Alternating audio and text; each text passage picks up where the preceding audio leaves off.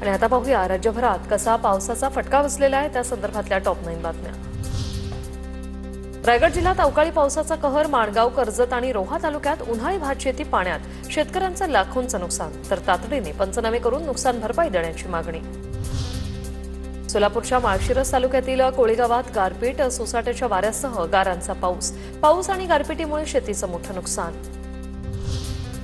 धाराशिव जिल्ह्याला सलग दुसऱ्या दिवशी अवकाळीचा तडाखा, तुळजापूर, भूम, धाराशिवमध्ये वादळी वाऱ्यासह पाऊस।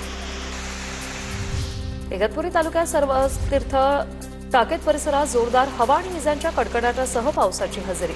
अचानक आलेल्या पावसाने नागरिकांची एकच तारांबळ आणि या पावसात शेतकऱ्यांची पिकं नष्ट होण्याची भीती। वडवणीसह केज आणि धारूर तालुक्यात अवकाळी पावसाला सुरुवात, मात्र 2 दिवसांपूर्वी झालेल्या वादळी वाऱ्याने शेतकऱ्यांचं प्रचंड नुकसान। पुन्हा सुरू झालेल्या पावसामुळे शेतकरी चिंतेत।